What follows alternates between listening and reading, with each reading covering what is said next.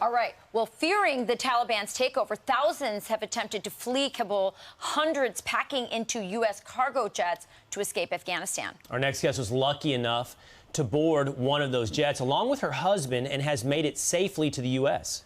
Afghan pop star and singer Aryana Sayeed joins us now. Aryana, thank you so much for being here. God bless you. We're glad you and your husband made it out safe. If you would, share with us your experience about what it was like in those final days being in Kabul and getting out.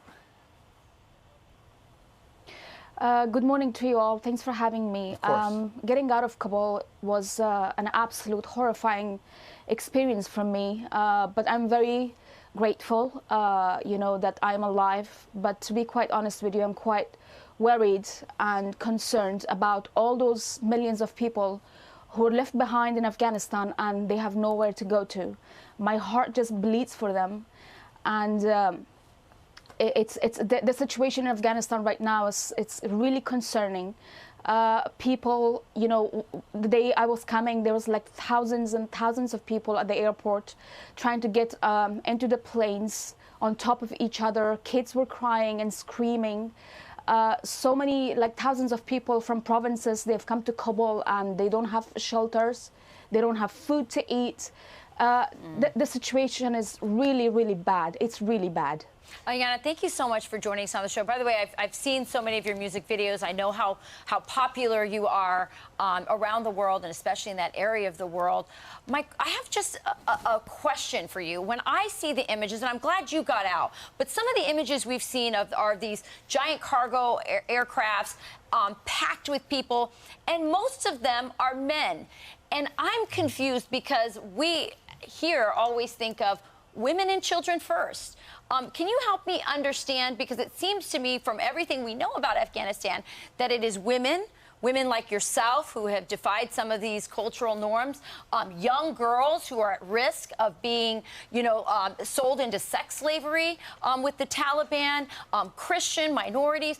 How is this all? Why are there so many men and not as many women and children on these rescue aircrafts? You know what? You are absolutely right. I totally agree with you on this. Well, the priority for America right now is to get out only the American citizens, people who have American citizenship or the passport. Right. And unfortunately, even those with a passport, with the citizenship, they cannot get to the gate where there is the American military base with the planes, with the C-17, so they can get them out. And all these other people from every part of Afghanistan, and most of the men, as you said, they have rushed into the airport and they're trying to get out of there. And obviously, it's understandable as well, because they're all, they all fear for their lives, and they're taking any risk, but the only thing on their minds is just to get out of Afghanistan because they're scared of Taliban. The Taliban don't have a good history in Afghanistan, and with everything that they did 20 years ago, they fear that all that will happen all over again, which is really sad and unfortunate. I mean, it's very unfortunate to see that the entire world left Afghanistan in a situation like this.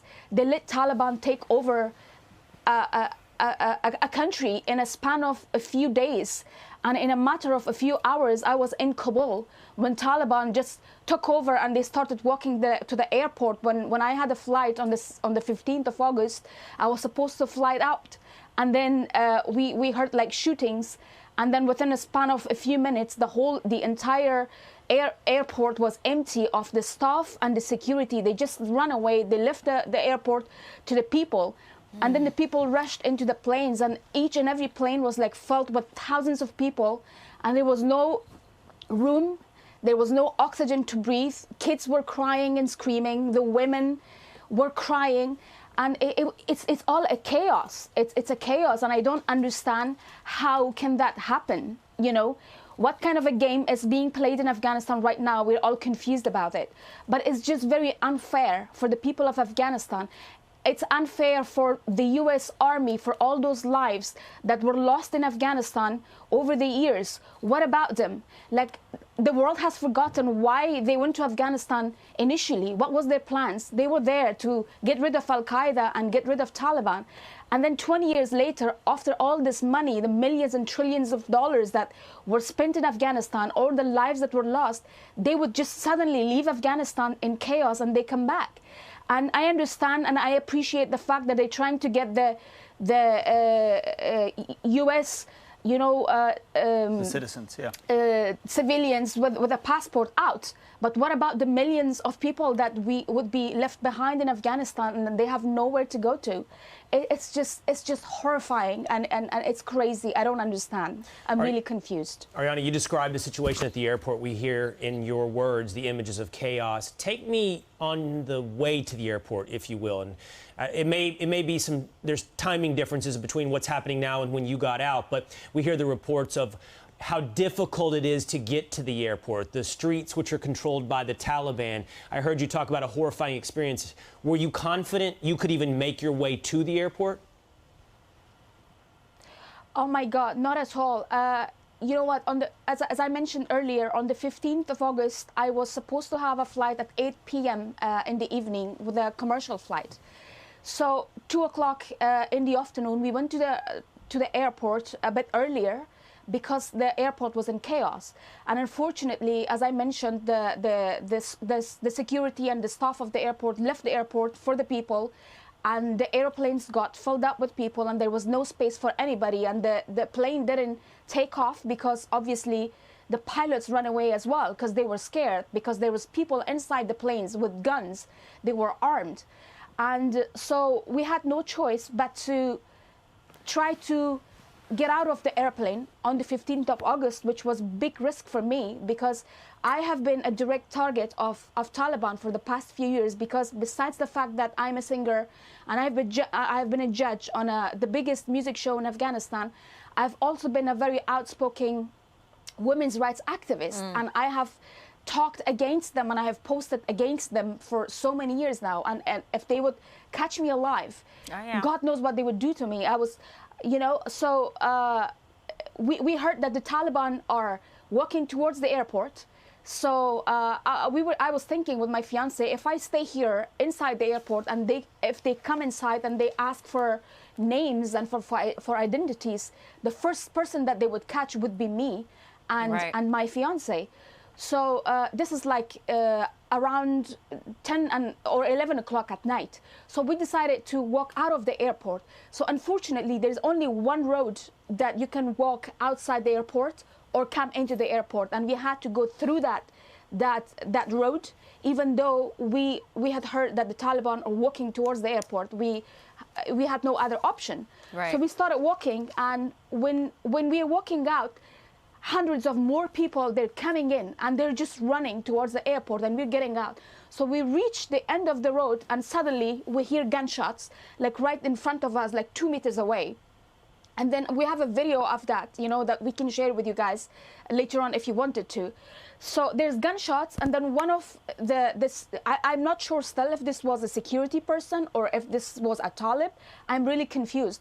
So one of them just run towards us with a huge gun in his hand, and he's like, "Where are you going?" in Pashto language. And we're like, we're just trying to get out. And I was lucky that, in Afghanistan right now, the hijab that women wear, I was wearing that. You could only see my eyes with glasses, and I was trying my best to hide myself as much as I can.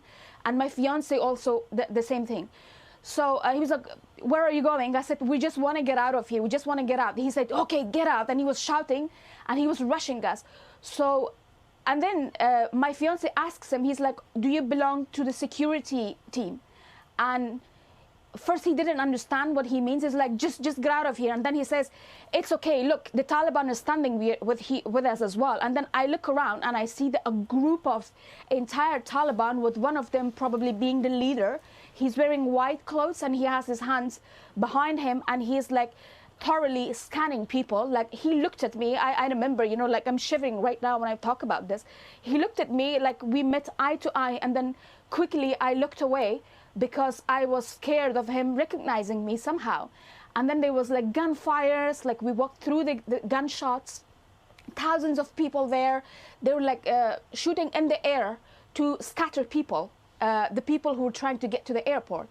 So somehow, you know, we managed to get into a car that my fiance's cousin had brought, you know, to rescue us from there. And then the next day, so basically that night, he took us to his house.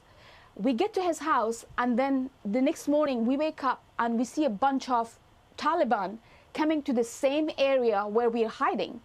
And then there's news of them searching house to house. And then again, we're left, you know, all in fear and scared, thinking, okay, what if they come to this house and then they recognize me? What do we do? So, Aryana, real quick, we're almost out of time. How did you then get back to the airport? Just real quick.